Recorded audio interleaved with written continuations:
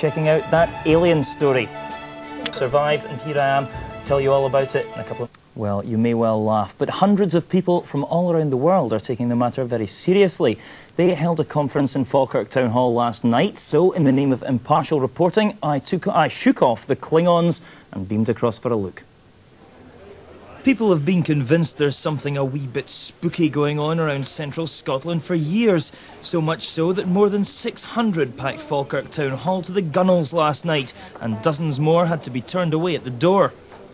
The show itself was opened by Close Encounters of the Fourth Kind, a rock band from Glasgow who say they formed through a mutual belief that another world exists. They've all seen the proof too, in the form of flying saucers. Then it was down to business proper, and armchair cynics beware. These guys have facts and figures. We're told there's no doubt UFOs exist. The only question is where they come from and what they represent.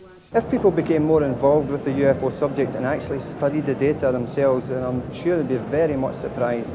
Take it from me, there's something clearly going on and being witnessed in the skies, not only in Scotland, but throughout the world, which demand investigations. The punters themselves were split into two groups. Those who'd come face to face with something that definitely put the frighteners up them. You had any contact with the next world yourself? Well, about 5 years ago I thought I saw a UFO in Inverness. And I'm ex-RAF pilot, so, you know, I'm a pretty good observer.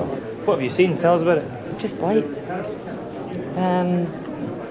Lights on the back road, you know, from Bonnybridge to Falkirk, from Cumbernauld, that road there. And there were those who hadn't quite made up their own minds, but they were just dying to be convinced there's something else out there. Not had any experiences with the next world yourself, have you? Well, no, not really, no. What do you make of it all so far? Are you a bit sceptical, or are you...? Well, I'd like to believe it, but I don't know if I've heard anything that makes me want to believe it, yet.